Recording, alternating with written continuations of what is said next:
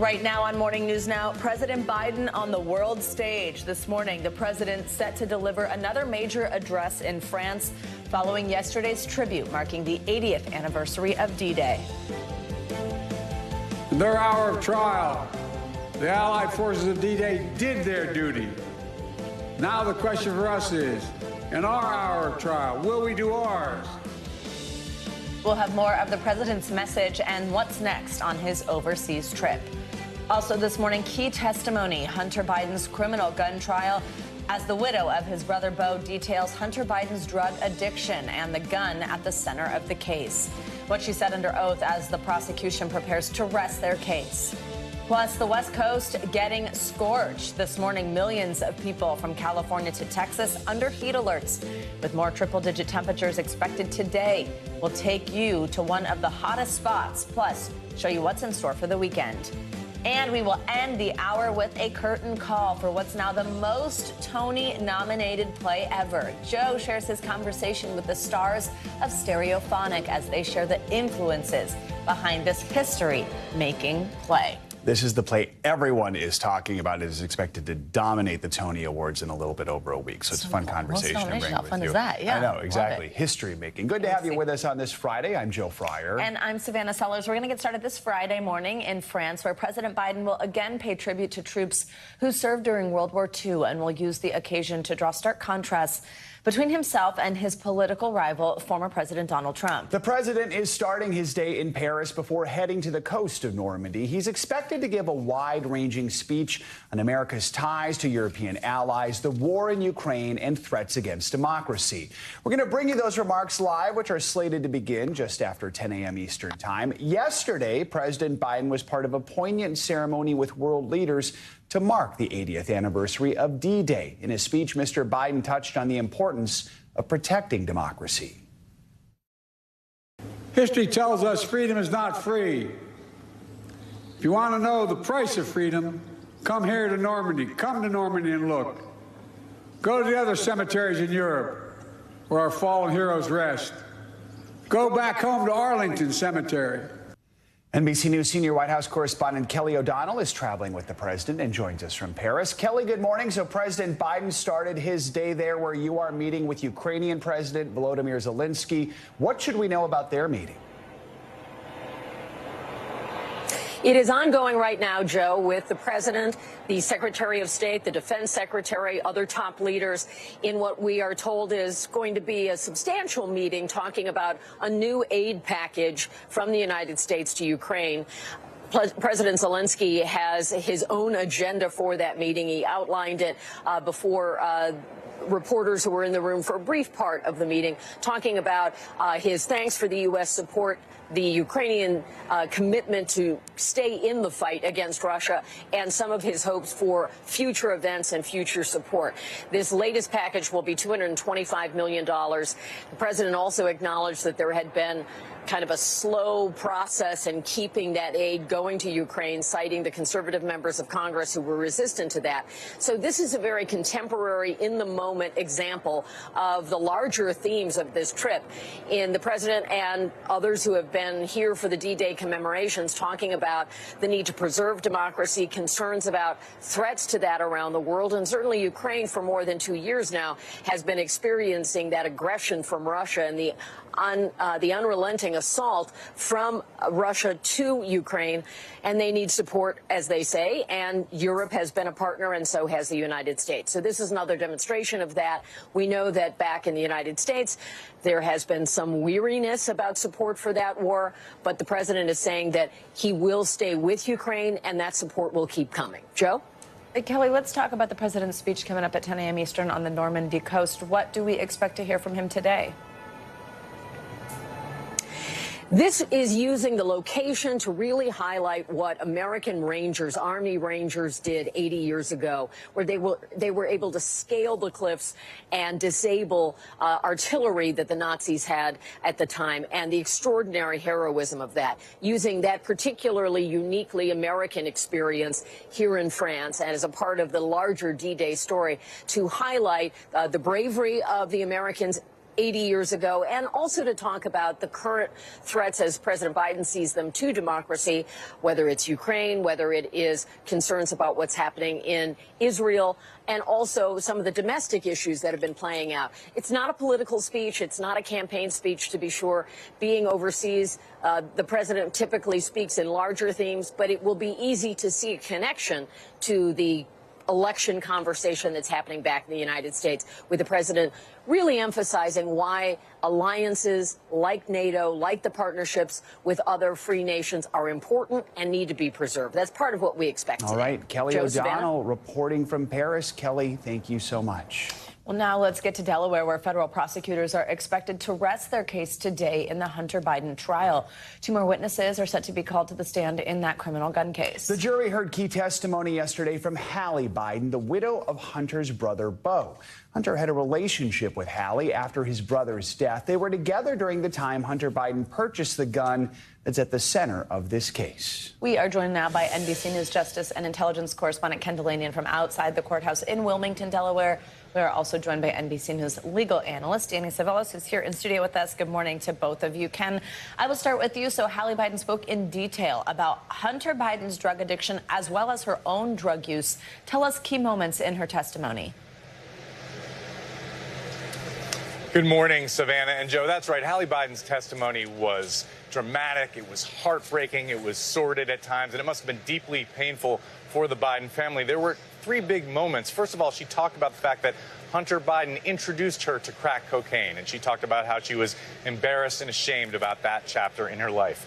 And then she described the moment she found that handgun in his truck and panicked because her children were around that truck and decided that she needed to get rid of it. So she took it to a grocery store trash can and threw it away. And that resulted in this case, and because police were called and the gun was recovered. And then most crucially, she talked about text message exchanges with Hunter Biden 1 day and 2 days after he purchased that gun, filled out a form that said he wasn't a drug user.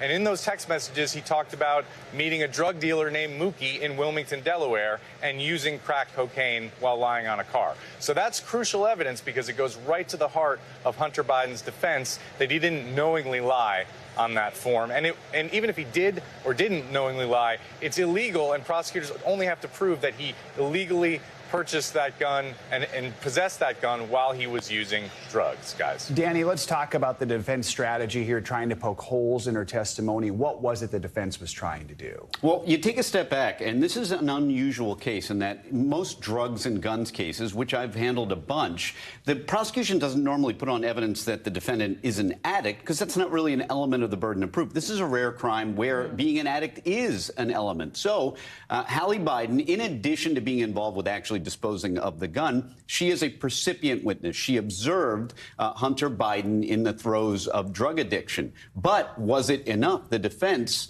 pointed out that her memory wasn't perfect. There were certain days that she wasn't aware whether or not he was on drugs for sure. So this is a really interesting prosecution from a legal perspective because it's about to what degree does the prosecution need to prove addiction in order to satisfy this rarely prosecuted subsection of 922, the basically the statute that says who cannot possess a firearm. And, of course, the false statements on the firearm application form, the 4473. This is both a false statements case and a possession case. Ken, yesterday we also heard from the man who found Hunter Biden's gun in the trash where Hallie Biden disposed of it, as we were just referencing a moment ago. What did he have to say?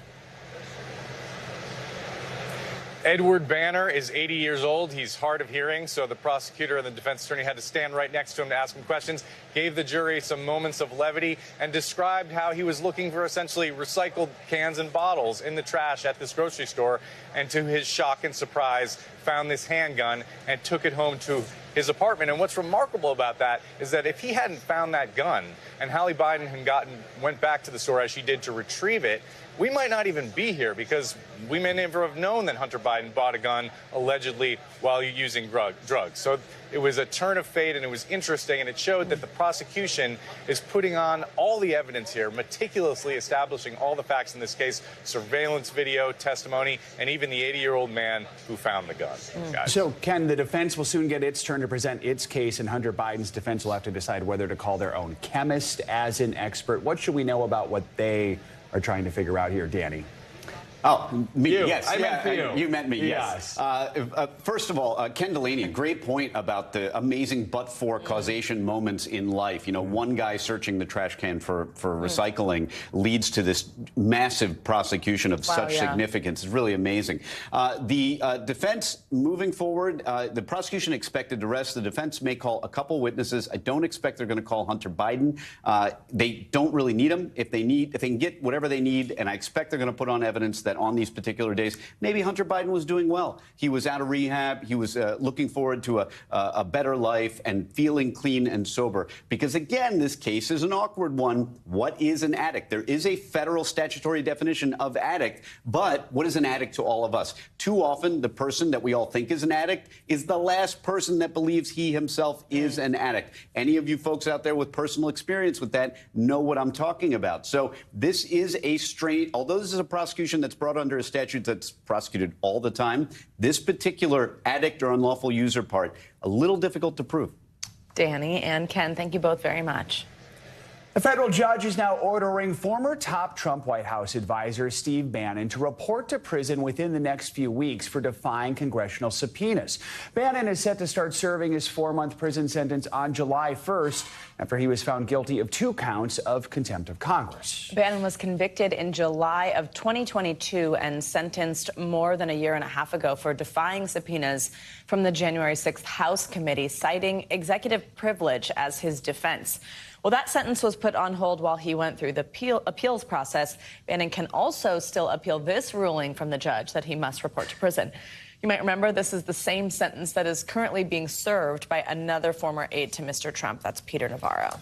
We now know that Israeli Prime Minister Benjamin Netanyahu will address a joint session of Congress next month. He recently accepted an invitation sent by top leaders from both chambers and both parties. That announcement came the same day as dozens of people, including women and children, were killed after an Israeli strike targeted a school in central Gaza that was being run by the UN Refugee Agency. Israeli Defense Forces said that Hamas militants were operating out of that compound. NBC News international correspondent Raf Sanchez joins us now from Tel Aviv with the latest. So, Raf, these initial reports from health officials in Gaza said that more than 30 people died in this strike. What else are we learning?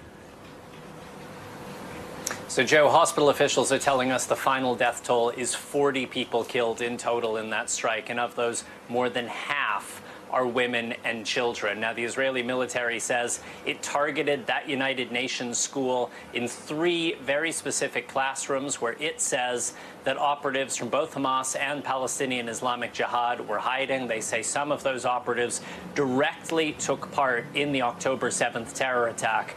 But we know that these UN schools have been a refuge for Palestinian families throughout this war. There were thousands of people seeking shelter there. And it is clear now that a large number of innocent people were killed in this strike. Now, the State Department yesterday saying that when you have 14 children killed by an Israeli intentional strike, then clearly something has gone wrong here. The IDF says that they twice delayed carrying out this bombing to minimize civilian casualties. They also say that they took reconnaissance flights over the school before they targeted it. But a leading Israeli human rights group called B'Tselem is saying that while it would be illegal, a violation of the rules of war, for Hamas to operate out of that school, that would not justify Israel carrying out an attack on a place where so many civilians were sheltering. And they are saying that this is a potential war crime.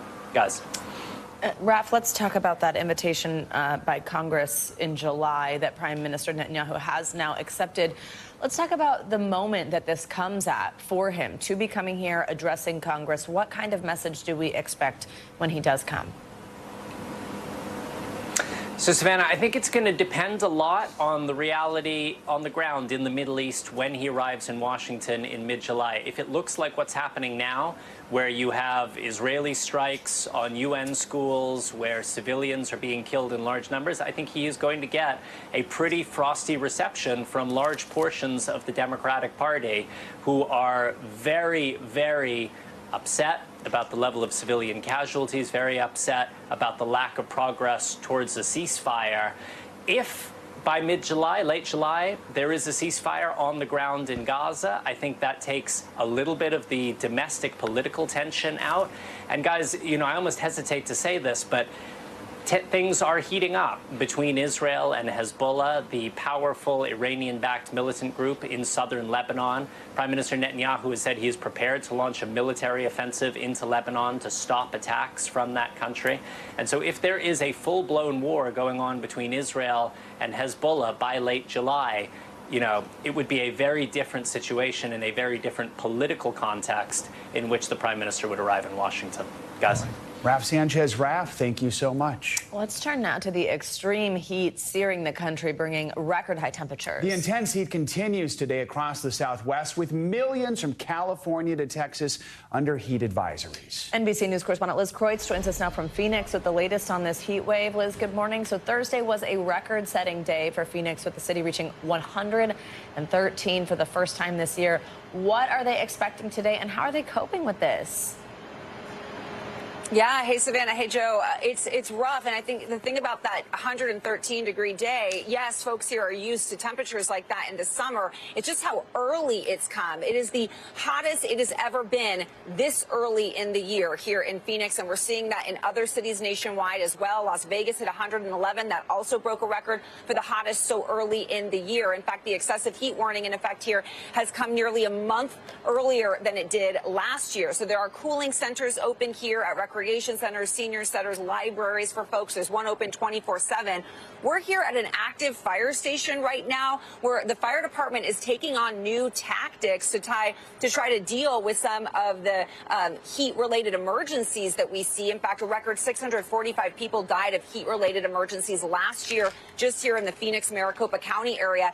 And so every fire truck now in Phoenix is equipped with several bags of ice, just like this, for this new ice immersion tactic that they're using to try to deal with heat stroke patients. They're literally going to put people in these mobile ice immersion baths to just try to immediately cool their body temperature down before bringing them to the hospital. And the firefighters here were telling us that this is really the difference between life and death, and that their survivability, he said, quote, has gone through the roof after beginning to use this tactic here. In fact, guys, more people die from heat than any other weather-related event, guys. We've been talking about this all week. It's great to see they have something that is making a difference. Liz, totally. The extreme heat has our wallets sweating too. I mean, something called the National Energy Assistance Directors Association predicts energy bills are going to rise 7.9% this summer. With this early heat wave, Americans are going to feel that pain soon, if not already, right?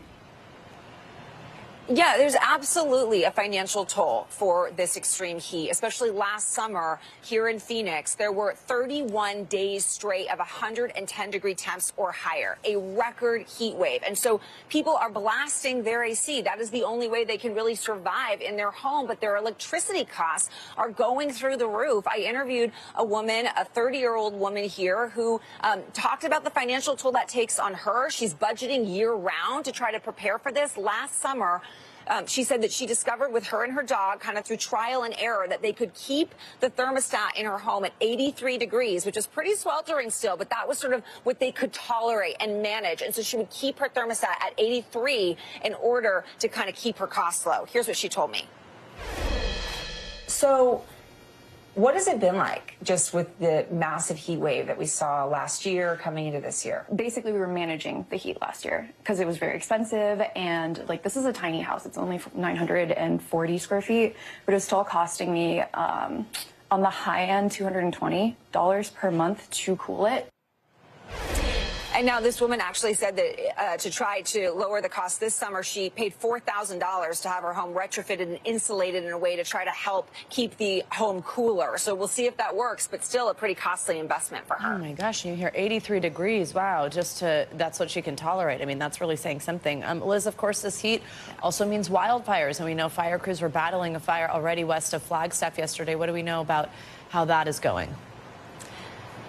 Yeah, so there is a brush fire west of Flagstaff right now. As of last check, it's about 1,000 acres, 0% contained right now. No evacuations, but people on alert for sure. And I think it does just speak, Savannah, to the fact that this dry weather and hot heat can raise the risk of fire concern. We've already seen several brush fires and grass fires break out here in Arizona and California just over the past few days. So that's certainly something that firefighters are watching as well, guys. All right, Liz Kreutz, thank you very much. We know folks in the Southwest are asking any relief in sight. Let's check in with meteorologist Angie Lassman. Hey, Angie, good morning. Good morning, guys. The answer to that question, of course, is yes, but we've got to wait a little while. It's not going to be a big cool down by any means, but at least we'll get back to where we should be for this time of year. The big picture look, though, for today, basically hot from California to Florida. We've got 86 million people that are going to see these temperatures surge past 90 degrees today.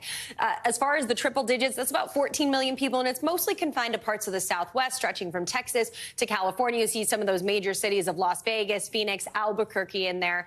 And these are the spots that we're going to watch to have the dangerous kind of conditions as we get through our peak heating of the day. So later this afternoon, the heat stroke, the heat exhaustion, that's all going to be possible once again today. Hence the reason for those heat warnings that are still in effect, again, for places like Phoenix and Las Vegas, as well as Fresno. But those heat advisories as well, telling people to take it a little slower and find those cool spots through the afternoon hours. Here's where we're going as far as our high temperatures today. Not quite as many records possible, but still impressive numbers nonetheless for this time of year. We've got Las Vegas set to tie a record of 109 this afternoon. Winslow expected to hit 102. That would be a record for this date. Notice Albuquerque close to the triple digits, not quite making it there, but still uncomfortable nonetheless. We've got Tucson headed to 107. So warm temperatures for sure over the next day or so. But look what happens by the time we get into the weekend and beyond, really. These temperatures still into the triple digits, of course, but it is Las Vegas in June after all. So 103, not comfortable, but it's still a little closer to where we should be for this time of year, usually into those low 100s or high 90s for that region at this point of the year. Phoenix, similar story. We'll get back to about 105 by the time next week rolls around, and Sacramento will hang out into the 90s this weekend. Big picture look across the country. We've got a couple of things to watch. Today, we're going to be watching some of those stronger storms centered across parts of the center of the country, the Central Plains specifically. And by tomorrow, we'll see some unsettled conditions for parts of the Great Lakes, a little bit of rain working through for folks there. Maybe a few of those thunderstorms becoming strong across, again, the midsection of the country. But it'll be the heat and humidity that really gets your attention, especially across parts of the Gulf Coast. We'll see temperatures into the 90s, so it doesn't look quite as impressive with our highs not reaching the triple digits like the Southwest guys. But we know the humidity, it is oppressive for folks there, and that means it'll feel like the triple digits. So record-breaking heat now transitions to folks across the South. All right. Thanks, Angie. Appreciate it. Thank you very much. There's much more to come here on Morning News Now. Later this hour, not so sweet. The startling new study showing major health risks linked to a popular sugar substitute. Up first after the break, our Lester Holt goes one-on-one with Defense Secretary Lloyd Austin. A wide-ranging interview, what he had to say about lessons learned from D-Day and about his own health. Stay with us. Welcome back. Defense Secretary Lloyd Austin was among the dignitaries in France honoring heroes from the D-Day invasion. After that ceremony yesterday, he spoke with NBC Nightly News anchor Lester Holt. In a wide-ranging interview, Secretary Austin emphasized the lessons from D-Day in light of today's threats to global peace. Here's some of their conversation.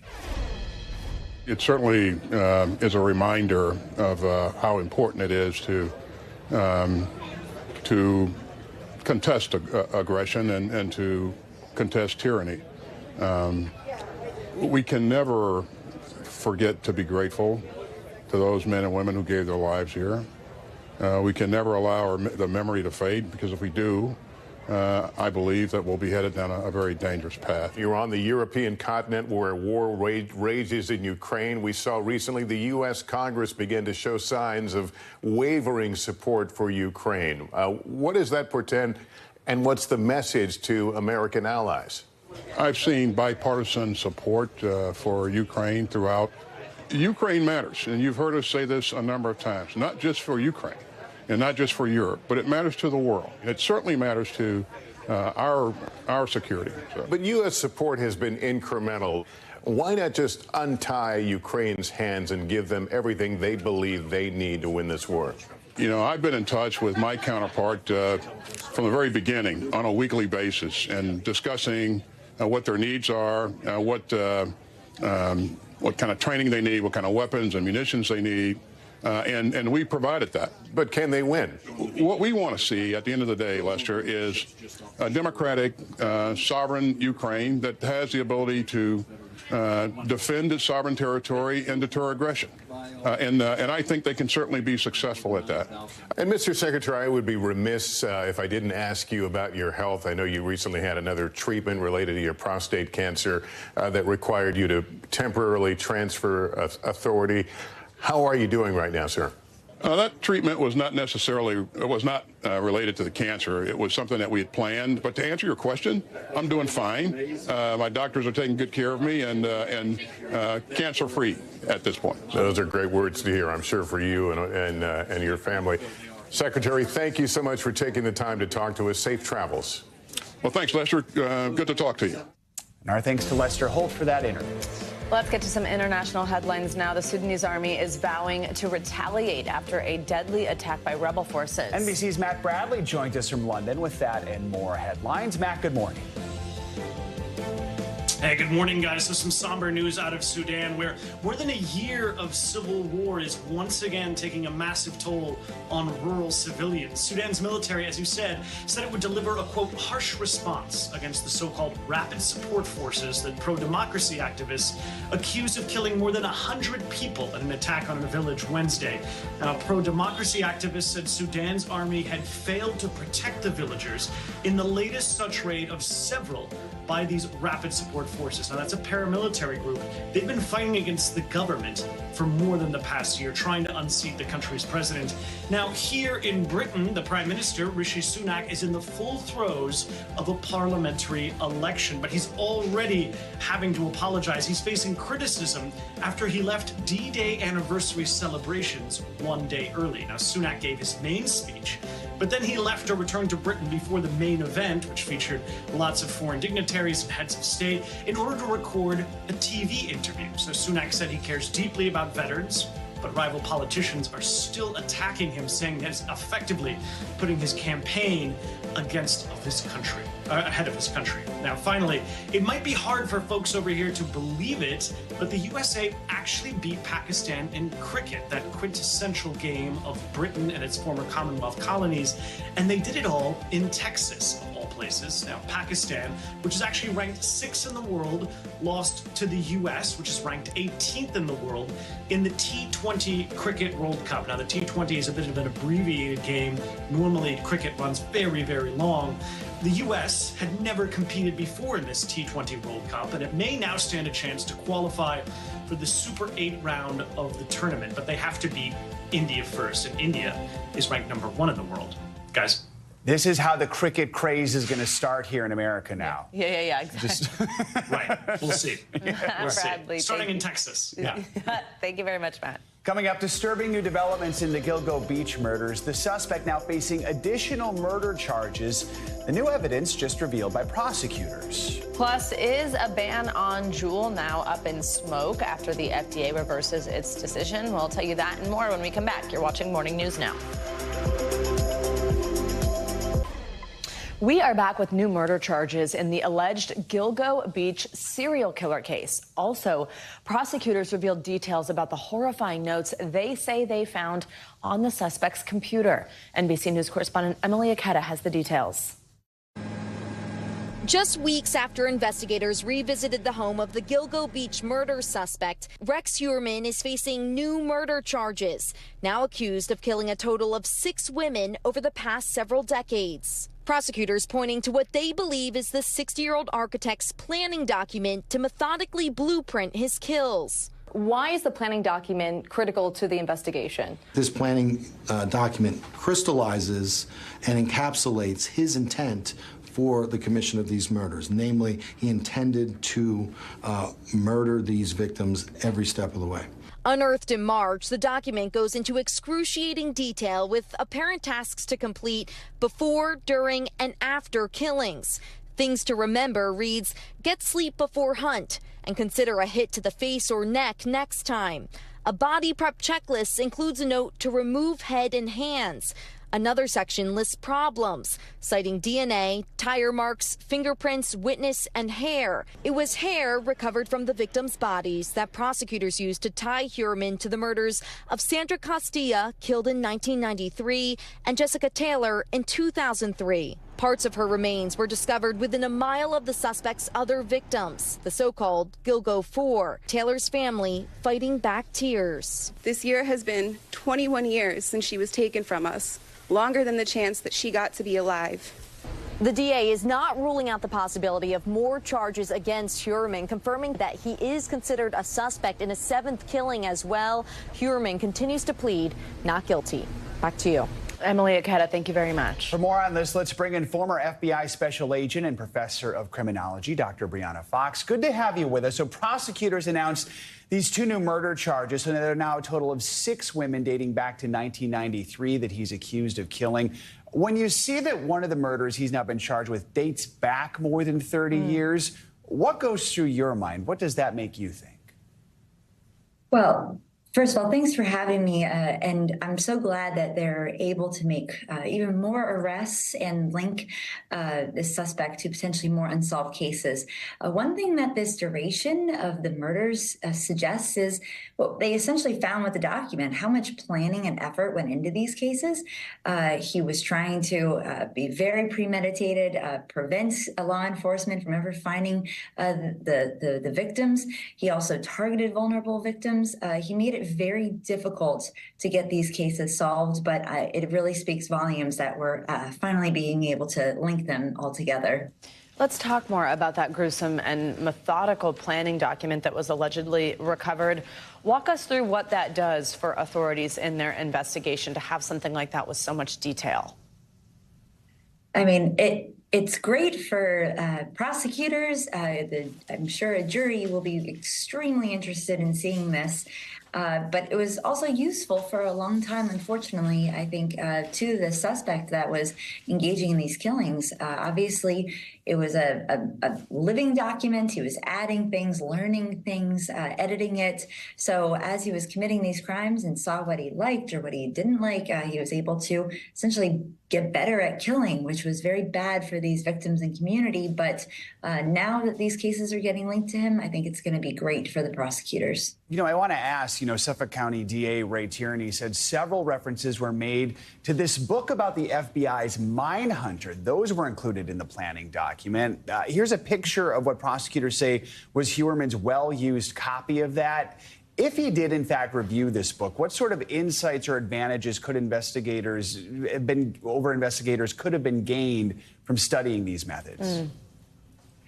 I know that book well. It's on my shelf, too. Unfortunately, I use it when I'm trying to understand the mind of these offenders, what makes them do this. I think you could easily be looking at it to see the opposite side. What did law enforcement know? How do they use these methods? What should he be avoiding? Obviously, there's been massive technology and law enforcement changes from 1993 until the 2000s. So being able to essentially keep up with that and learn with it, I think he was probably studying law enforcement as much as we were trying to study them. All right, Brianna Fox, Dr. Fox, thank you so much for joining us. It's important to note that Heuermann maintains his innocence as prosecutors continue to try and build their case against him. Well, the FDA is reversing its ban on the popular vape maker Juul after the company was ordered to stop selling its e-cigarettes 2 years ago. The agency says it is re-reviewing Juul's products in light of new information and ongoing legal battles. The review will determine if the e-cigarettes could eventually be cleared for marketing once again.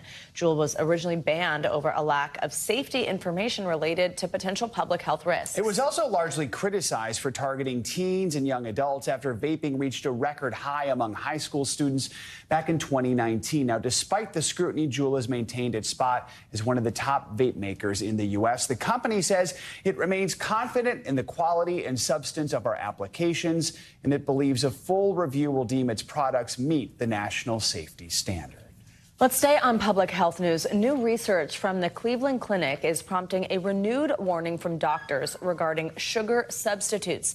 The study revealed that xylitol, a popular artificial sweetener, could be linked to an increased risk of heart attack, stroke, and even cardiovascular-related death. It can be found in things like sugar-free gum, candy, toothpaste, and baked goods. NBC News medical contributor Dr. Vin Gupta joins us with more on this. Hi, Dr. Gupta. Good to see you. Good morning. Walk us through why artificial sweeteners like this one can be dangerous and who's most at risk for health complications when it comes to them. Well, good morning, Savannah and Joe. This is an important study, and this is not new. These naturally occurring sugar alcohols are a type of sweeteners, sugar substitute. And this is not the first time that these types of sugar alcohols have been shown to be linked to strokes or an increased risk of strokes and heart attacks.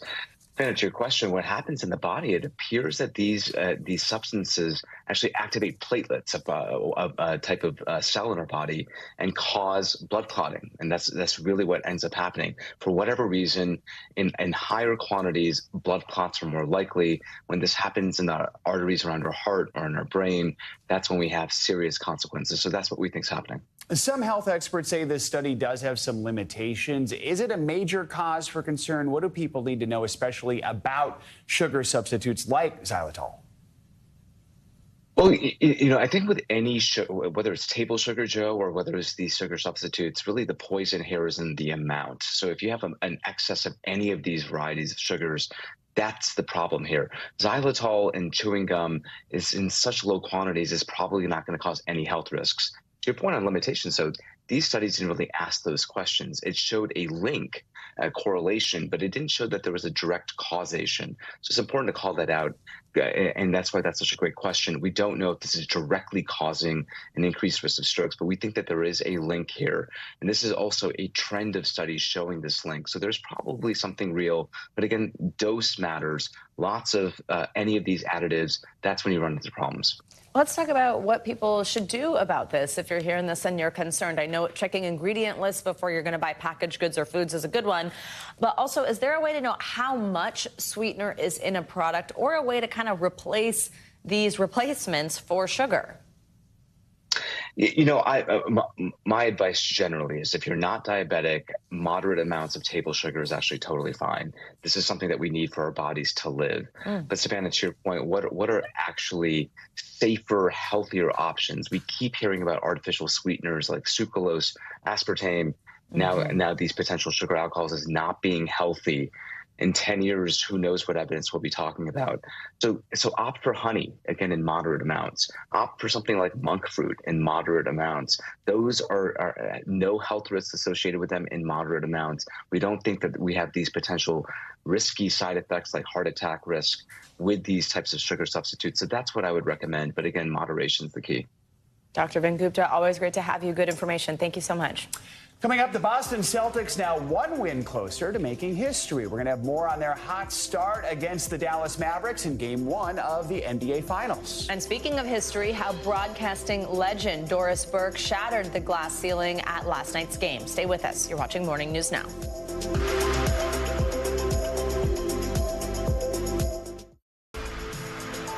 We're back now with some money headlines. Meme stock influencer Roaring Kitty, he is making GameStop shares jump yet again. NBC's Savannah Henao has that and other money news. Savannah, good morning. Good morning, Joe. Good morning, Savannah. Happy Friday to you guys. Yes, so shares of GameStop shooting to session highs yesterday after meme stock leader Roaring Kitty scheduled a live stream on YouTube, which would be his first one in almost 4 years. GameStop popped more than 47% higher to close at $46.55 per share. The stock hit a high of $47.50 during the session, in which trading was actually briefly halted for volatility. The stock has more than doubled so far this week. Retail giant TJX, that's a pairing of TJ Maxx, Marshalls, and HomeGoods, said it's going to equip some store employees with body cameras to thwart shoplifting and keep customers and employees safe. The cameras will be worn by loss prevention officers who are trained on how to use these devices. The footage will only be shared with law enforcement upon request or in response to a subpoena, according to the company. And a popular Los Angeles YouTuber is facing some serious charges this morning. prosecutors are accusing Alex Choi of directing a video stunt in which fireworks were blasted from an airborne helicopter at a speeding Lamborghini. Choi, who was close to 1 million followers, posted the video to YouTube last July. He faces up to 10 years in prison if convicted, guys. All right. Well, Silvana, thank you very much. You got it. Well, the NBA Finals are officially underway, and the Boston Celtics are off to a hot start, chasing a league record 18th title, while the Dallas Mavericks are on the hunt for their second. The Celtics took game one with a dominant 107-89 win at home, and we will see if that sets the tone for the rest of the series. To help us break it all down, let's bring in friend of the show, Kavitha Davidson. She's a sports writer and the co-author of Loving Sports When They Don't Love You Back, Dilemmas of the Modern Fan. Good to have you with us. So the Celtics certainly dominated, it's fair to say, this one, despite the Mavs getting within 8 points during the third quarter. What stood out to you in game one? Is this what this one's going to look like, or do you expect we'll have some closer contests here?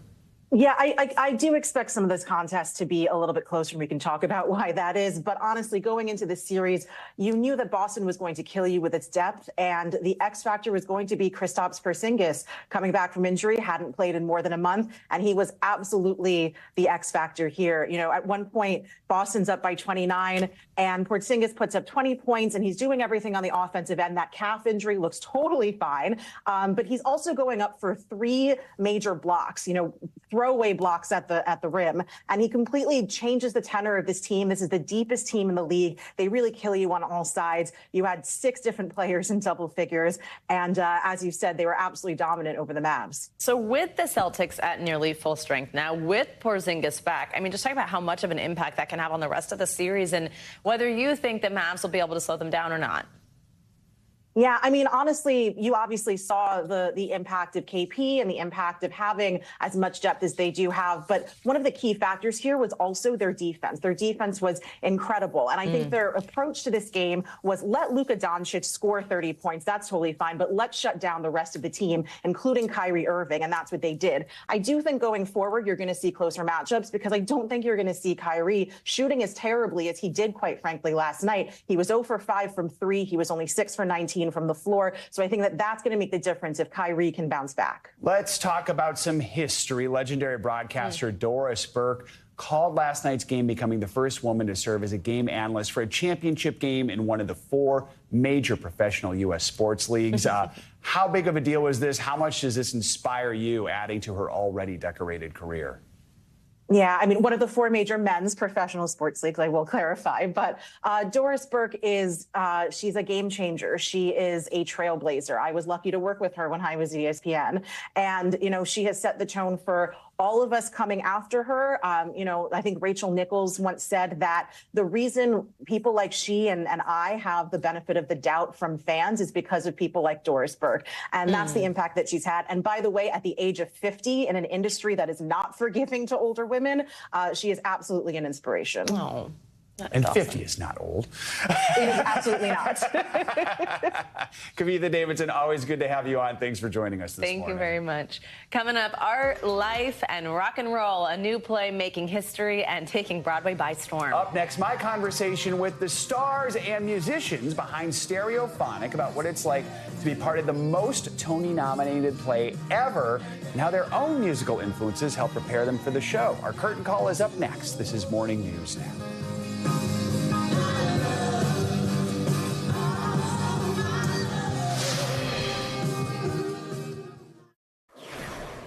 Welcome back. Remember, just a couple days ago on Wednesday, we all watched as Boeing's Starliner mission successfully launched into space. Well, the 2 astronauts on board have now arrived at their destination. Butch Wilmore and Sunny Williams reached the International Space Station just after 1:30 yesterday afternoon. There was a last-minute hitch with docking, but it was soon figured out. Both Wilmore and Williams got an out-of-this-world welcome from the Expedition 71 crew. Williams even performed a little zero-gravity dance.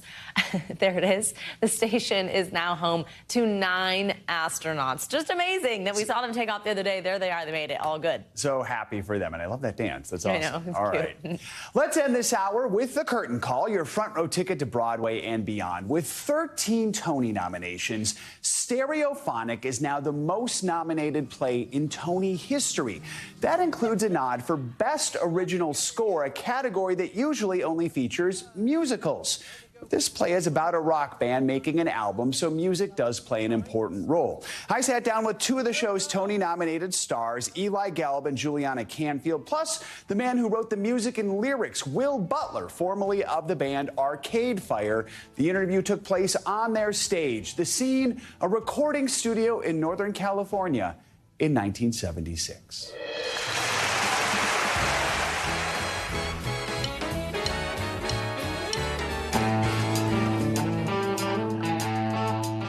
We never actually learned the name of the fictional British band portrayed in Stereophonic. But we are certainly witnesses to the drama that's tearing these rockers apart. Sometimes you take these things out on me like you're rebelling. I never rebelled. Against, but I never rebelled. I was always a good girl. That's exactly it. I think you rebel against me. You're looking for something to push against, and I'm the closest to you. What is Stereophonic about? Ooh, man. I kind of think it's about everything. I mean, it's about making art, but it's also about life and living life as a part of a world that is larger than yourself.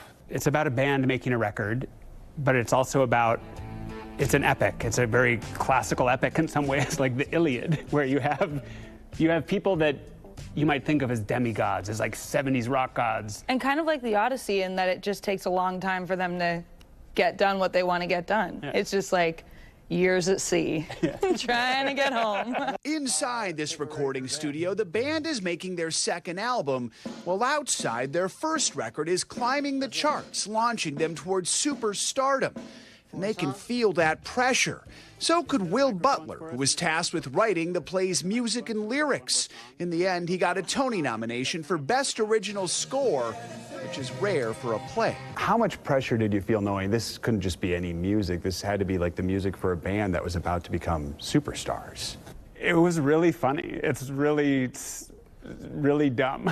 It's a really bad idea. Will Brill, who plays Reg and plays the bass in the band, was like, had known this play for a long time and was like, it'll be so dumb when they add music to this. This is such a great play, and why are you adding the music? And then, because it has to be really good. It's just like, and then they play, like in the script, it's like, and then they play something transcendent. And you're like, cool, I'll just write something transcendent. What do you think? Was it dumb to add the music, or did the music work okay? Super dumb. No, I love the music, and it was part of what drew me to the play. I'm very proud of the album that we put out, but I also find myself listening to it because I just like the tunes, not because I'm trying to, like, you know, up our counts or whatever. I've never seen a play with music that functions in this particular way before. I hope to see more. I think it's really exciting. Eli Gelb scored a Tony nomination for playing Grover, the sound engineer who's helping to mix the magic. I never engineered for the Eagles. You lied? A white lie. That's not a white lie. That's significant. Juliana Canfield also got a Tony nom. She portrays Holly, one of 5 members of the band. Were you intimidated at all to sing on a Broadway stage? Totally. I mean, I was intimidated to audition, and they asked me to send in a tape of myself singing, and I think I put it off for like 2 months or 3 months because I was so terrified about just sharing what I was capable of. And that's still that whole heavy dynamic between us is still very present and alive. Okay, so at this point, I know what you're probably thinking. It's a story about a band, 3 guys, 2 women, going through hell to make a game-changing album in 1976. There's only one possibility. Is it about Fleetwood Mac? You know, I think we're our own band. You don't learn a lot about any historical personage by watching this show. You learn about the process of making art, and you learn about the struggles of being human. And some of the specifics are drawn from Fleetwood Mac, some are drawn from the Eagles. There's a lot of Stephen Sondheim and Elaine Stritch in here. Like, it is about Stephen Sondheim and Elaine Stritch. The takeaway from the show is not I learned a lot about something specific. It's I learned a lot about, I mean, when I watch the play, I learn a lot about myself and the art that I've tried to make in my life, and it makes me feel horrible. And it makes me happy to be seen, and it makes me feel sad, and it makes me feel alive, and it, you know, it fills me with contradictory emotions in a way that I think good art hopefully does. Stereophonic is playing now at the Golden Theater in Manhattan. It was just extended through January 5th. Yeah, that's next year. Wow. By the way, the official Broadway cast album is also now available, so you can listen to that transcendent music that was made, which is actually a fantastic album. What's interesting, everyone says, is it Fleetwood Mac? Is it Fleetwood Mac? The playwright David Adjemi will say, well, I don't know. I wasn't in the recording studio when Fleetwood Mac made their album. So no, it's not necessarily about them. There's certainly inspiration. I had never heard Elaine Stritch and Stephen Sondheim before. She was kind of a muse for him and Broadway stuff. It's just fascinating to hear the conversations people have over who was this about and who inspired this. I just can't even imagine the pressure. You get the script, play something transcendent. I know, exactly. I mean, that is too funny. That is good. I don't know. I'm interested. Yeah, it is. Almost every single person I know who's seen it has loved it. There you go. All right. Let's go do it for this hour of Morning News Now. Don't go anywhere. The news continues right now.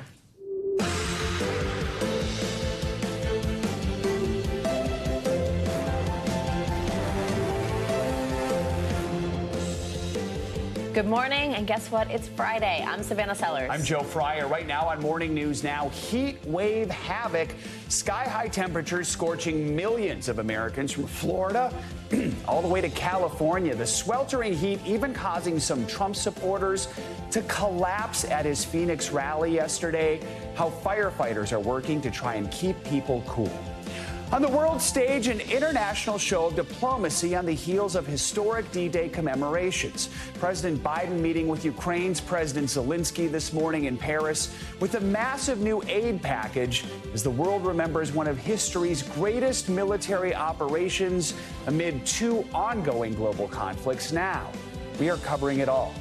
Back home, America's economy in focus. Later in the hour, the critical summer jobs report comes as thousands of graduating students hit the ground running, looking for that all-important first step into a labor market that has been showing signs of cooling. Plus, if it's Friday, you know, we've got your can't miss list, all the hot new titles from the world of entertainment, including a special Pride Month documentary showcasing the beauty of the queer animal kingdom.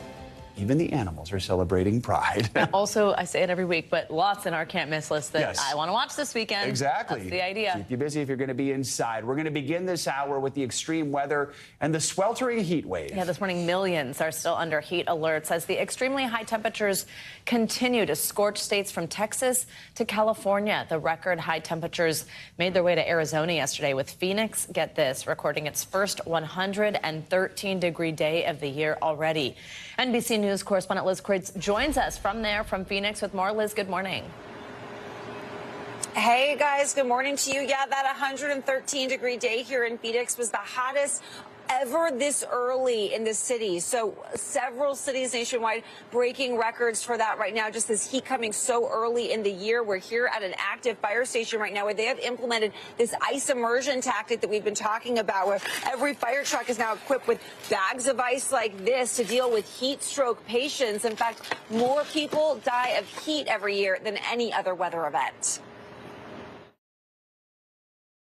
This morning, sweltering heat scorching residents from Florida to California, shattering temperature records for this time of year. Phoenix reaching 113, Las Vegas hitting 111, and California's Death Valley topping out at 122. It's hot out here. It's a hot one. At a Trump rally, some supporters collapsing in the heat as they waited to see the former president. Phoenix CMS transporting 11 people to the hospital. We do not want one single death with heat.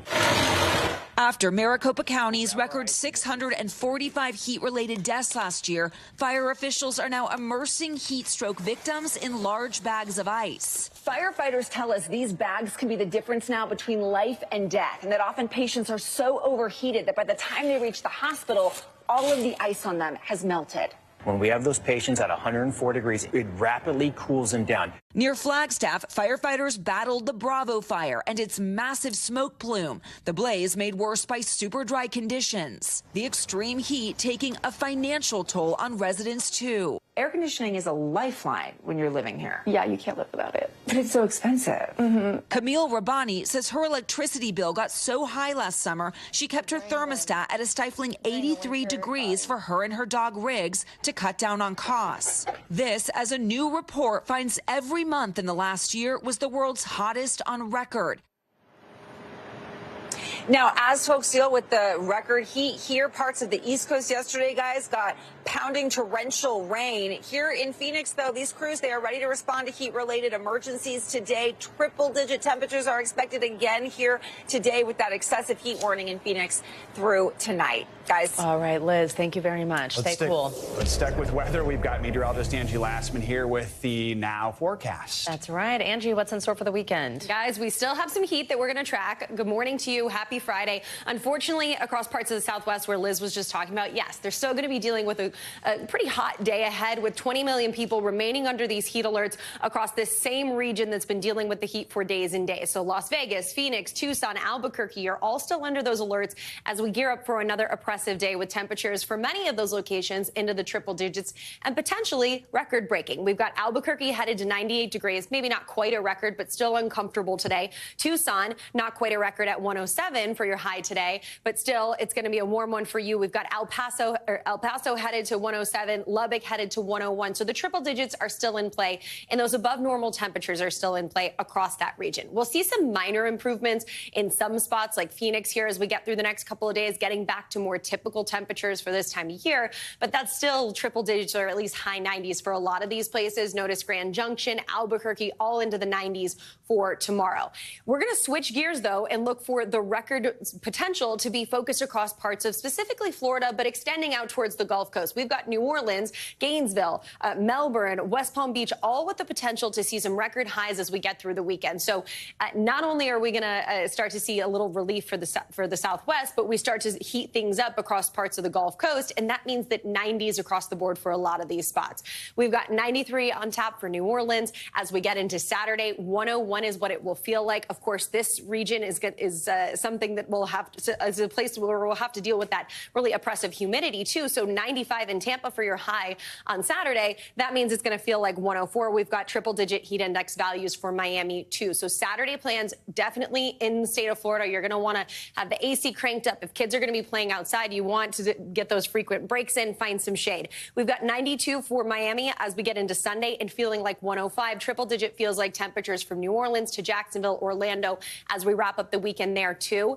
Even into early next week, still dealing with the oppressive heat. So the 90s are on tap for folks in the Sunshine State for the extended period. This goes into Monday in Daytona Beach of 95, 98 in Jacksonville. So really living up to it being meteorological summer at the start of June, and it sure feels like it across that region. Notice, though, we've got the middle of the country in the bullseye once again for some late spring thunderstorms, some afternoon thunderstorms today. Could become severe. It's a small area, but still a little bit of hail potentially. It was some wind gusts up to 60 miles per hour. Not looking likely for, at large tornadoes, but we could see some isolated tornadoes across that region. It's more the hail that we're going to watch focused across portions of Nebraska and Missouri. So heads up there. Now, those thunderstorms will start to shift to the east, and then we kind of have just a round of some general thunderstorms tomorrow. If you're going to be out and about for any Saturday plans, St. Louis, Kansas City, Denver, you could see some of those thunderstorms leaving you with the potential for some heavy rain. I don't think we'll see a great chance of tornadoes, but hail and wind gusts, those will be possible with some of the stronger of the thunderstorms. And And then by the time Sunday rolls around, kind of an unsettled little bit of a mess across parts of New England. We've got parts of the mid-Atlantic dealing with some rain and parts of the Midwest where we potentially could see a flood risk from Colorado to West Tennessee. So a heads up there for folks that have some Sunday plans. Guys, we have just rolled right into, we had all that severe weather that we were tracking for most of April and May. Now we're rolling into, of course, hurricane season, but the heat is also a big issue. So lots to talk about in the weather department. Yeah, no kidding. We're keeping you busy. Yes, you are. Thanks, Angie. Thanks, Angie. Well, today is the third day of President Biden's trip to France to commemorate the 80th anniversary of D-Day in Normandy. Earlier today, the president met with Ukrainian President Volodymyr Zelensky for a bilateral meeting in Paris before traveling back to Normandy. Mr. Biden is set to give a speech on the Normandy coast, highlighting worldwide threats against democracy. NBC News Chief White House correspondent Peter Alexander has the latest for us from France. Good day to you from what is one of the most breathtaking backdrops a president could ever visit. This is Point du Hoc, above the 100-foot cliffs that the U.S. Army Rangers scaled to push back the Nazi Germans. Their bunker behind us, you see that, the dagger, the historical symbol of the Rangers there as a monument. The president expected to deliver a forceful defense of democracy today and to harness the incredible courage and commitment of those young men. This morning, fresh off the historic commemorations honoring some of America's last surviving D-Day heroes, President Biden meeting with Ukraine's President Volodymyr Zelensky to discuss his own efforts fending off an autocrat, Russia's Vladimir Putin, and the U.S.'s continued support. One of the most poignant and personal moments Thursday, Zelensky embracing a D-Day veteran and exchanging words of gratitude. Oh, you're the savior of the people. Later today, the president returning to Normandy, delivering remarks at Point du Hoc, where 80 years ago, Army Rangers scaled a sheer cliff, attacking and overtaking Nazi bunkers. Some of the first steps toward reclaiming this continent from Hitler's rule. The speech coming 40 years after Ronald Reagan gave what's considered perhaps the greatest tribute to those brave American warriors who endured withering gunfire. These are the boys of Point du Hoc. These are the men who took the cliffs. These are the champions who helped free a continent. President Biden hoping to summon those same patriotic sentiments that helped propel President Reagan to re-election that year. And it comes as the president is still facing another international crisis, the war in Gaza. President Biden has increasingly criticized Israeli military operations, having urged Prime Minister Benjamin Netanyahu not to launch a total invasion of the city of Rafah with civilian lives at risk. Here with ABC News. I think he's listening to me. They were going to go into Rafah full bore. They haven't done that. And as former President Trump rallies supporters railing against President Biden's new executive action that sets asylum limits for migrants illegally crossing the U.S.-Mexico border. So they come up with this order. I won't say it because I don't like using the word in front of these beautiful children. President Biden is now responding to Mr. Trump, who called the immigration move, quote, weak and pathetic. Is he describing himself? Weak and pathetic? Come on. In that meeting with Ukrainian President Volodymyr Zelensky a short time ago, President Biden announced another military aid package, $225 million. When he comes here to deliver his remarks at Point du Hoc a short time from now, the president will have among those in attendance John Wardell, now 99 years old. He was just a 19-year-old private first class, one of the last surviving Rangers from the mission there in World War II. Back to you. Peter, thank you so much. It will soon be the defense's turn in the federal criminal trial of President Biden's son, Hunter Biden. Prosecutors are expected to call 2 more witnesses to the stand today before resting their case. The jury heard yesterday from Hallie Biden, the widow of Hunter Biden's brother, Beau. She discussed in detail Hunter's drug addiction, as well as what she knew about his 2018 gun purchase. NBC's Ryan Nobles joins us now from outside the courthouse in Wilmington with the latest. Ryan, good morning. Joe, good morning. And Hallie's testimony yesterday was heartbreaking at times. She accused the president's son of introducing her to crack. And she said that she thought he was meeting with drug dealers and using drugs around the time he bought the gun. Hallie Biden, the widow of Hunter Biden's late brother Beau, who was in a romantic relationship with him for a time, testifying Thursday that Hunter Biden's crack use was at one point a constant presence in her life. It led to her abusing the drug as well. It was a terrible experience that I went through, and I'm embarrassed and ashamed of that period of my life. Prosecutors are attempting to prove that Hunter lied on a federal form, claiming he was not an active drug user in order to purchase a gun. Hunter Biden has pleaded not guilty to the charges.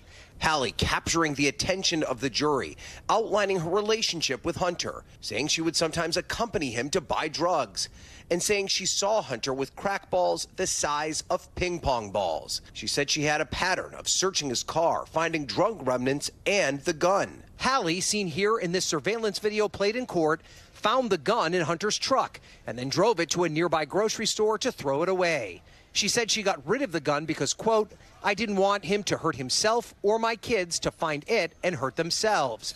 Adding, I realize it was a stupid idea now, but I was just panicking. The prosecution also introducing a text message Hunter sent Hallie around the time he bought the gun, where he wrote, I was sleeping on a car smoking crack. But defense attorney Abby Lowell reminded Hallie that she described Hunter as a habitual liar. You have no idea whether he was just saying that or whether he was actually there, he asked. Correct, Hallie said. Lowell also getting Hallie to concede she'd never witnessed Hunter doing drugs in October of 2018. Meanwhile, as the trial moves closer to a verdict, President Biden telling ABC yesterday that even if his son is found guilty, he will not offer him a pardon. And the defense is expected to get the case at some point today. We could hear from some key witnesses, including members of the Biden family that the defense may call. They've signaled that even perhaps Jim Biden, the brother of the president, could be among the witnesses they call, and also Naomi Biden, who's, of course, Hunter Biden's daughter. Also expected in the courtroom today, First Lady Jill Biden, who was in France yesterday for the 80th anniversary of D-Day. She flew back here to be with her son in court today. She's expected to head back to France after court wraps up today. Joe? All right, Ryan, thank you so much. Much more to come on this Friday edition of Morning News Now, including a fresh look at America's job landscape as graduating students look to make their mark on the workforce this summer. But first, Amanda Knox now speaking out after an Italian court reconvicted her of slander. Her new push to clear her name up next.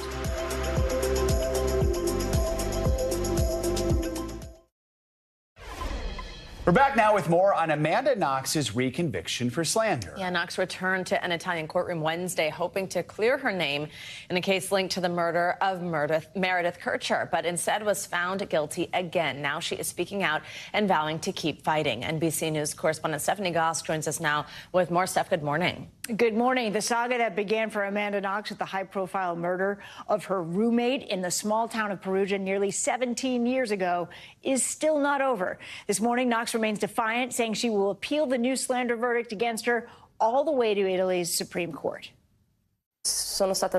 In an interview on Italian TV, Amanda Knox says she will come back to Italy as many times as it takes to clear her name.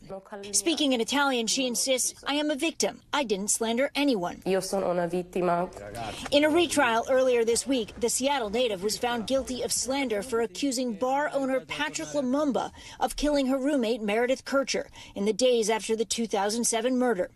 Knox would eventually be convicted of the murder herself, along with her then-boyfriend Raffaele Sollecito, a verdict that was eventually overturned after they spent 4 years in an Italian jail. Knox telling Sky Italy,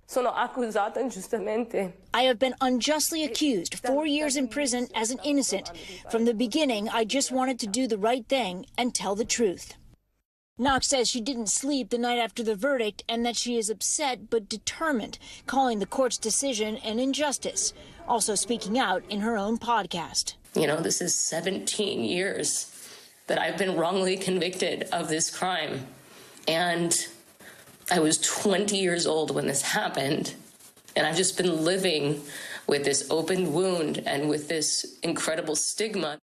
In her interview on Thursday, the now 36-year-old repeated the allegation that Italian police tortured her psychologically during questioning, reiterating that she is not guilty of slander and she did not murder her roommate. She says the police pressured her to implicate Lumumba. Perugia police have previously denied the accusation.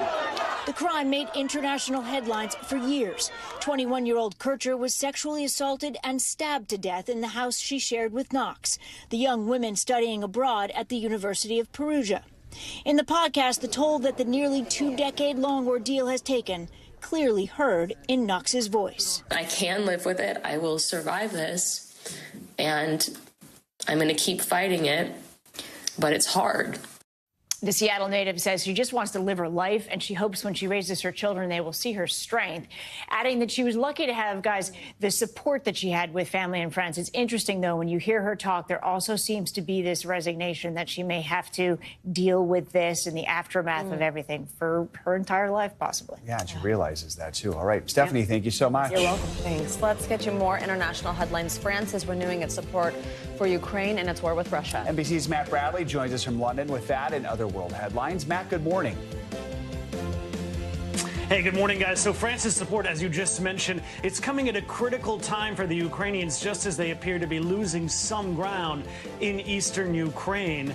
Now, President Emmanuel Macron, he said yesterday that France will send 200 of its Mirage fighter jets to Ukraine, and they'd also train the country's pilots on how to fly them. Now, in the past, France has insisted that the Ukrainians focus on training for the American-made F-16s, when they're more common than the French Mirage fighters. Now, Papua New Guinea is still feeling the impact of a massive landslide 2 weeks ago. Geological authorities said the Ngo region was likely to face more landslides after the United Nations estimated that about 670 people were killed there last month. Now, to give you a sense of how remote and treacherous this area has been for rescue workers, only 11 bodies have been recovered so far.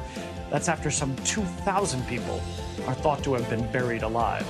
Now, it's finally 50 days until the start of the Summer Olympics in Paris, and the Eiffel Tower is already strutting its stuff, showing off the 5 rings that form the Olympics logo. And it's not just for tourists. The tower itself is expected to figure prominently in the actual games themselves. Men's and women's volleyball games will be played right at the foot of the tower, and the Champ de Mars, which is that sort of park at the base of the tower, will also feature a temporary stadium seating.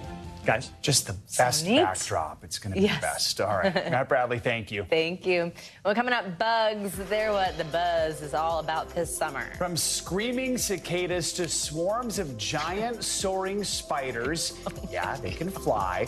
Millions of us are in the middle of a creepy crawly invasion. But what's behind their recent boom in numbers? We'll take a closer look, unfortunately. Apologies. Welcome back. A New Jersey high school is facing a backlash over its yearbook after a photo appearing to show Muslim students was described as an image of the Jewish Student Union. Adam Harding from our New York City affiliate WNBC has that report.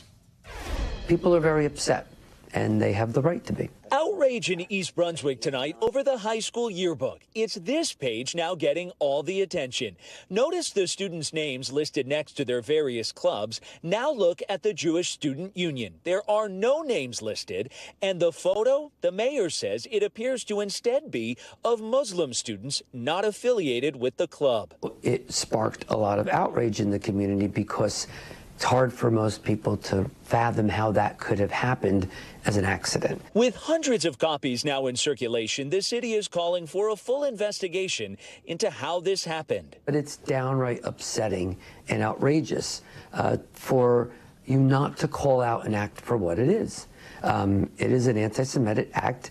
It doesn't imply who did it, not making any accusation about who did it. That's the result of an investigation will reveal that. We have a tracking of everything that was uploaded, who was uploaded by, the time it was done. The superintendent says the school immediately began investigating to determine if someone may have been behind it or if this was an honest mistake. He's asking the community not to jump to any conclusions. I'm going to wait and find out what the investigation unfolds for us, because it could be a legitimate mistake.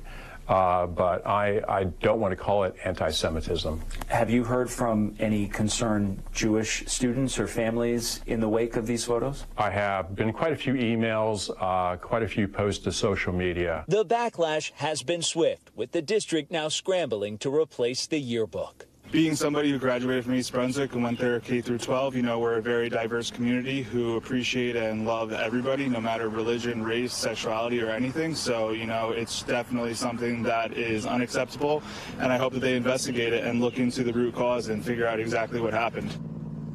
Our thanks to Adam Harding from WNBC for that report. Okay, prepare yourselves for this next report. Earlier this spring, we warned you about that full-blown cicada invasion happening in parts of the Midwest and South. There they are. Do you hear them?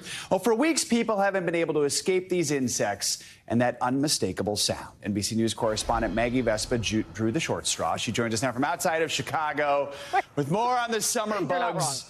Maggie, good morning. Hey, Joe, good morning from the Morton Arboretum, where, yes, the short straw and the cicada geddon, as it's called, is alive and well. Look at them. Red eyes, wings, and all. It's worth pointing out they're relatively quiet right now. We're told they're sleeping. They're more 9 to 5 bugs. They will get loud later in the day, screeching across several states. And as if that's not enough, marking the first of multiple insect invasions on tap for summer. Hey guys, the cicadas are out right now. This is my backyard currently. This morning, America's cicada invasion is off and buzzing. With some areas across the Midwest and South so inundated, homeowners are sprinting to their cars to avoid the swarms. 1, 2, 3, go! The cicadas are so in sync right now and so stinking loud. These trillions of winged red-eyed bugs turning the sound of silence into a distant memory. Deafening, deafening, deafening. The culprit, 2 cicada broods, one that's lived underground for 13 years, the other for 17, that have now crawled above ground together in the first double emergence since 1803. Do you like them? Yeah. At Morton Arboretum in suburban Chicago, the scientific wonder is drawing visitors from far and wide. You came here from New York? Yeah, the kids love it. They love bugs, so I knew they'd be into this. Where have you had people visiting from? Gosh, we had Canada, Germany. Cicadas apparently are equally drawn to humans, which became obvious during our interview. It's like one in my pant leg right now. Is there really? Are you okay? I'm okay. I'm like totally okay. I'm totally okay. You don't have to be okay. Are they in my hair? Is there? Oh my God, there it is. Also inescapable, that sound. We have a decibel meter. Look how loud they're getting. This cicada swarm hitting 85 decibels, loud enough to damage ears with prolonged exposure. Staff here wearing earplugs, gear that won't help farther east as millions brace for a different kind of invasion. This right here is a Joro spider. Scientists say Joro spiders, typically seen in Georgia, are set to swarm New York and New Jersey this summer. Alongside spotted lanternflies, an invasive species bringing its so-called appetite for destruction for plants to at least 15 states. Experts say some bug populations are indeed thriving. One reason? Climate change. The world is getting warmer. What this means is that insects that depend on temperature for their development simply have longer periods of time to develop. Wow. Back in the Midwest, experts stress cicadas are harmless to humans and clearly captivating enough to leave many buzzing with excitement. I mean, they are fascinating. Back out here live, one thing getting a lot of buzz on social media, buzz, fun pun, is people noticing that some areas tend to be inundated or seem to be inundated with cicadas. Others seem to have none. Scientists say there is a reason for that. They say cicadas need specifically like big, old trees to thrive. So urban areas and kind of newer suburbs, you're not going to get a lot of them there. You're going to have to come to a place like this to enjoy cicada geddon and get your merch, guys. They have slogans like "We All Scream." They have hats. I made the joke on the Today Show. It's like being at a Taylor Swift concert. Like, the merch is just top notch. It's fantastic. There's special guest stars every night, and so decibel records from the crowd. Can't get the song out of your head. You know what, If they start triggering earthquakes, we're in trouble. Yeah, I would take the cicadas over those spiders coming for us. Are you kidding me? Can we have neither? Fair. That's very fair. Yeah. But let's go with neither. I love how they're also 9 to 5 bugs. Like Dolly Parton should write a song that was very about funny. the cicadas. That really got a cackle out of me. All right. Maggie, go inside. Escape the bugs. Coming up. up, have you ever heard of a super commuter? It turns out they are people who travel miles and miles just to get to work, and their numbers are growing. We'll dig into why people are deciding to go the distance. That's up next.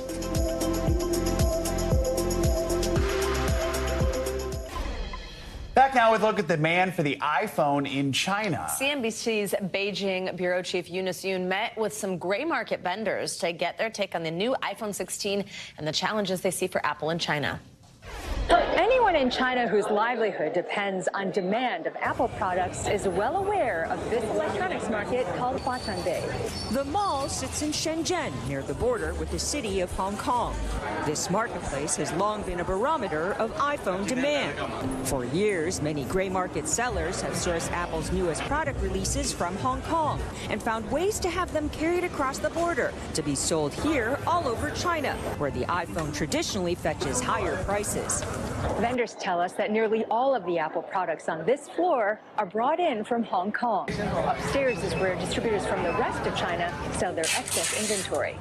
The sellers here tell us the China market has become more challenging for the iPhone. Jeff Jiang has been selling them on the gray market for 17 years. His sales have dropped in half with the iPhone 15. It's because consumers are downgrading, he says. More people feel it's harder to earn money, so they don't want to spend so much on phones. He says in the past year, 40% of his customers switched from iPhones to new Huawei devices, which have upgraded technology, stoking a belief that phones have stronger signal than iPhones and speeds close to 5G. People feel more patriotic. A lot of customers bought the new Huawei phone to support domestic brands, he says. Zhang feels the Chinese smartphone makers are providing services and apps that are better tailored to a Chinese audience, especially with the emergence of AI. His suggestion for Tim Cook? I'd advise him to make iPhones more Chinese, he says. Eunice Yoon, NBC News, Shenzhen. More money news now. Rental car company Hertz now looking to balance its finances. CNBC's Silvana Henao joins us with that and some other news for us. Silvana, good morning. Hey, Savannah. Hey, Joe. Good morning to you. Yes, so car rental giant Hertz is considering the sale of at least $700 million in secured debt, as well as a convertible note offering. Hertz's shares took a nosedive following the news, dropping over 12% to hit a record low of $3.47 before closing down about 5% for the day.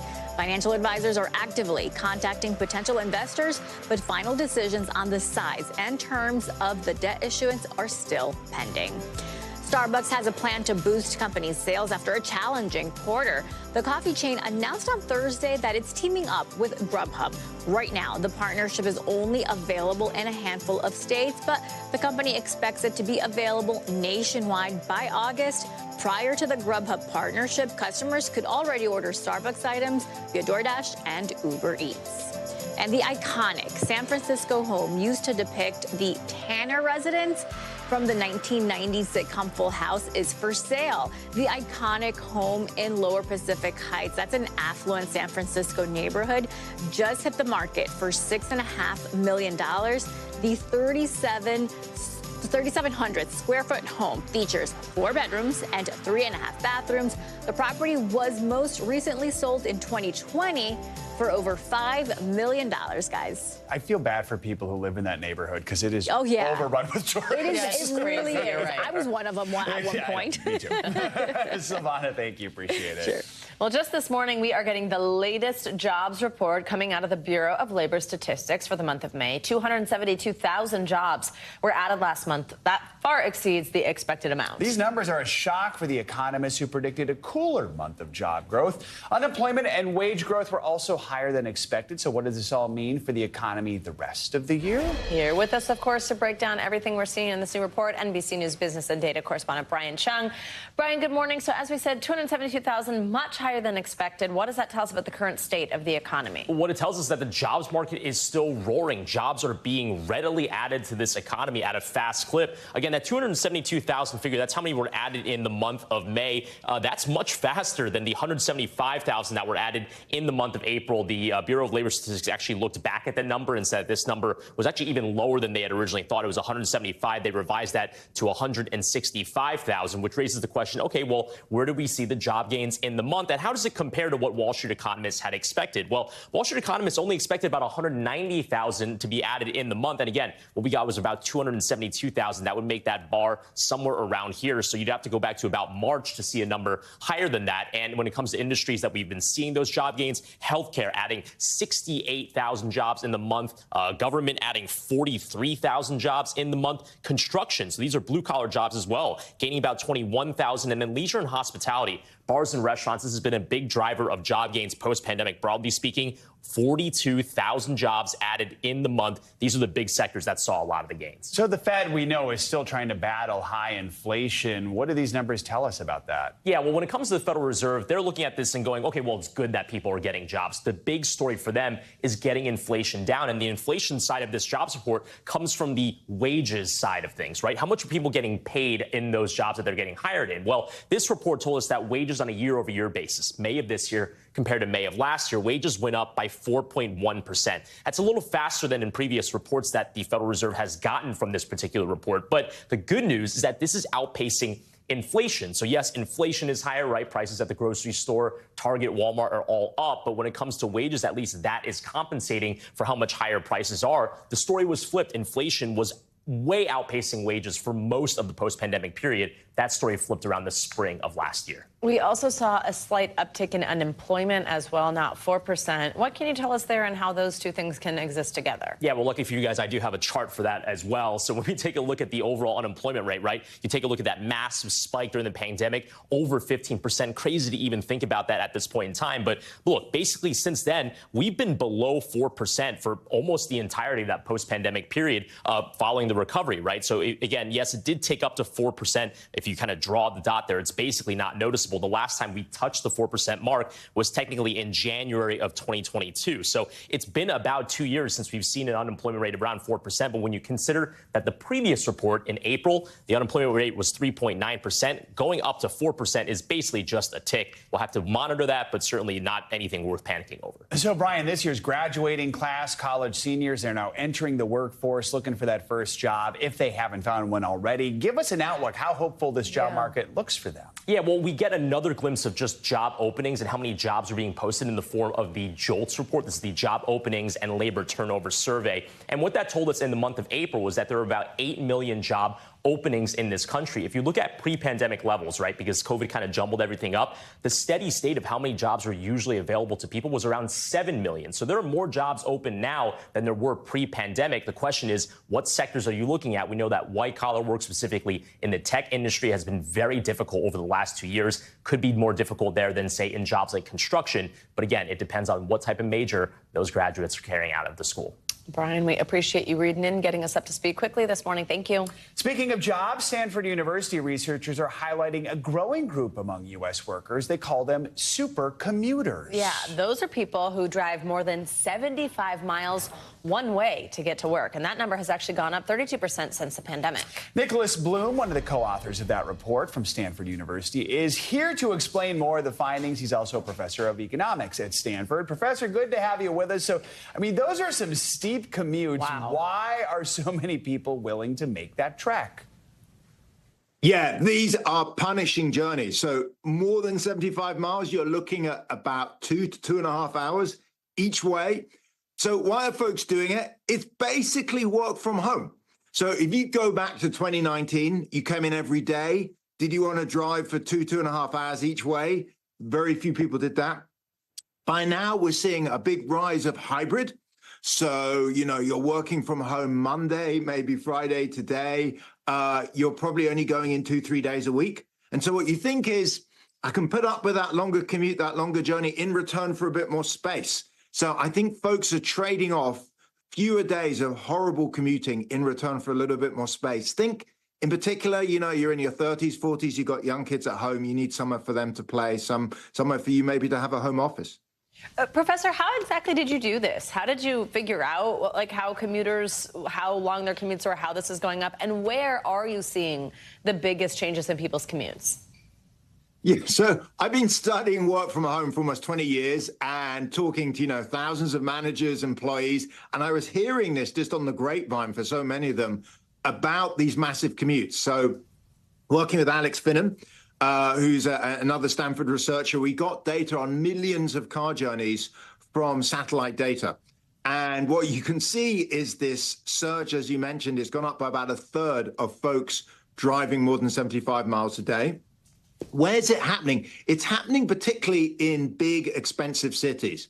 So think of, New York, Phoenix, LA, the Bay Area, Washington, D.C. These are places that are just incredibly expensive to live in the city center. And a lot of people have decided, look, I can't afford the space I need, so I'm going to move out to the suburbs. I'm going to have, 2-3 days a week of horrible commuting.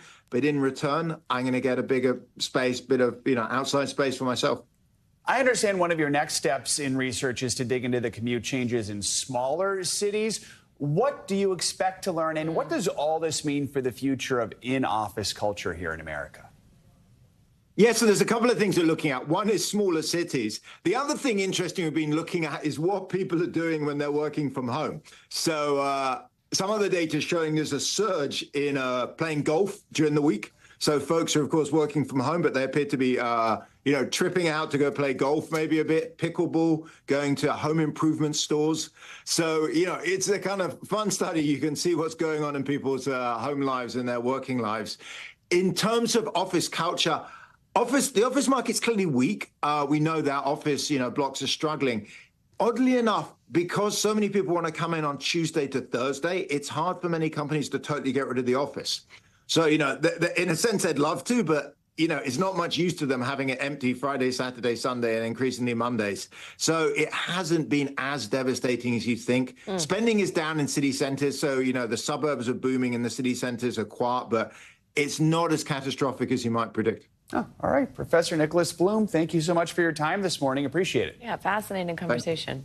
Coming up, if it's Friday, that means it's time for your weekly Can't Miss list. The latest and greatest in the world of entertainment, including the highly anticipated return of the Bad Boys this weekend. Who better to give us a rundown than friend of the show, pop culture whiz, Brian Balthazar. He joins us next.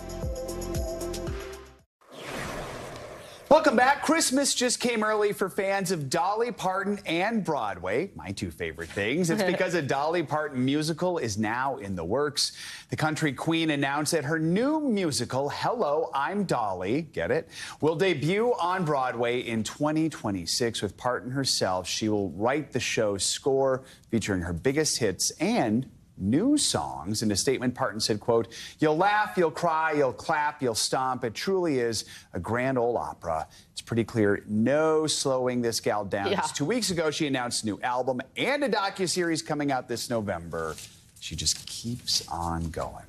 I hope you take this as an honor like I do when people tell me Taylor things. I read that and I thought of you. It's like, that's great for Joe.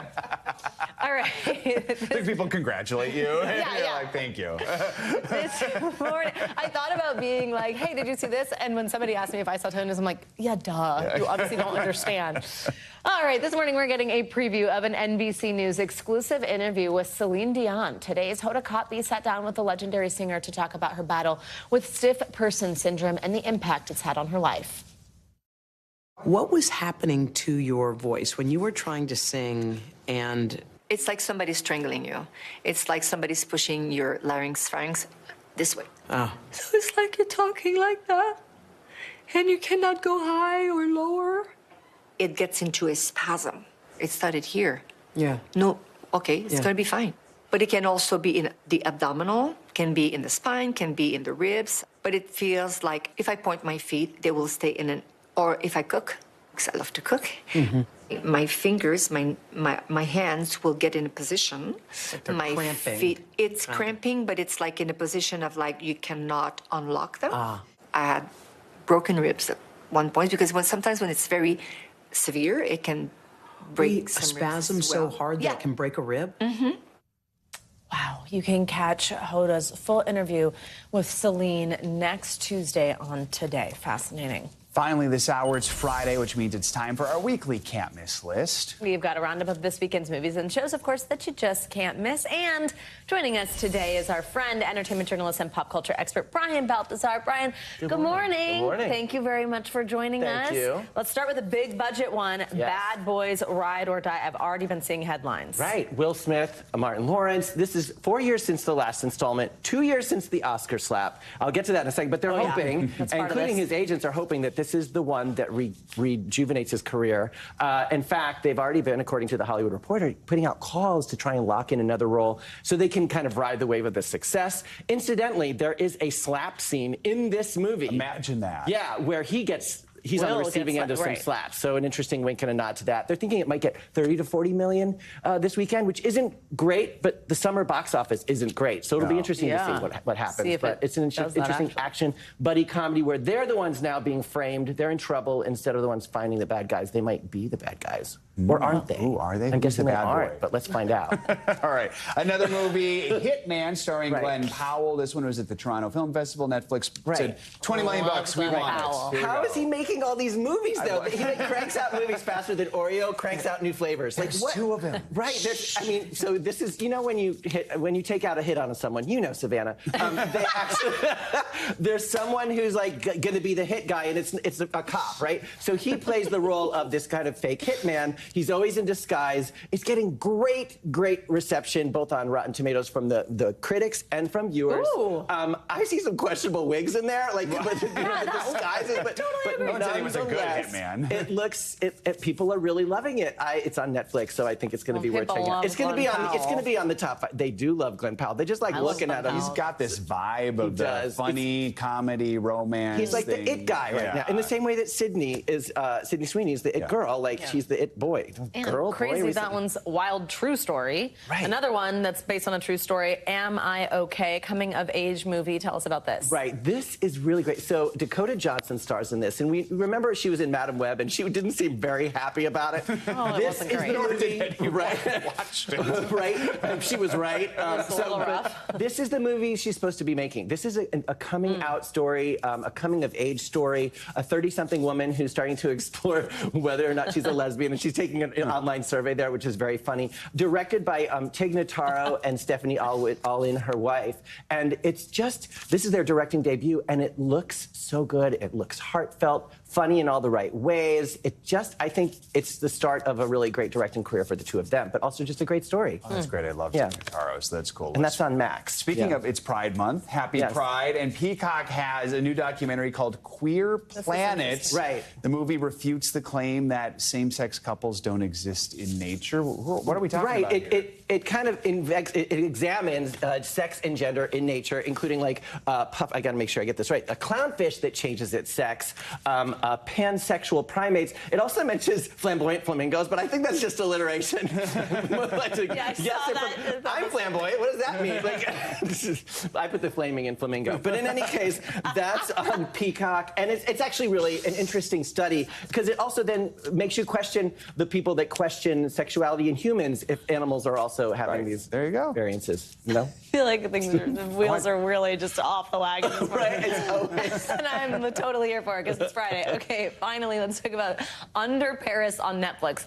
This is a shark thing. Is this like a cheesy shark thing? Right. Is it a good shark? I know I'm going to say a shark in Paris's Seine River, and you'd be like, that sounds cheesy. Everyone else is like, no, it's good. Apparently, it leans into what Jaws did so well, was don't show the shark that much. And people are saying it's really well done. It's suspenseful. It's unexpected, obviously. It's not like Snakes on a Plane where you're like, oh, that's terrifying, but probably won't happen. It's kind of like that, actually, but this seems like it's really well done.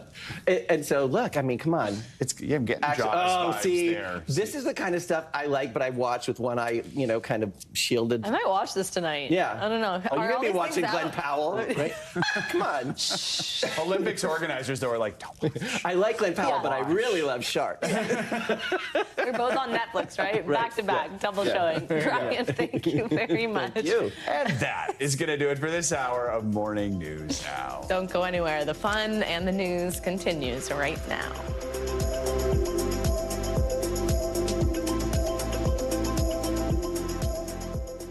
Thanks for watching. Stay updated about breaking news and top stories on the NBC News app or follow us on social media.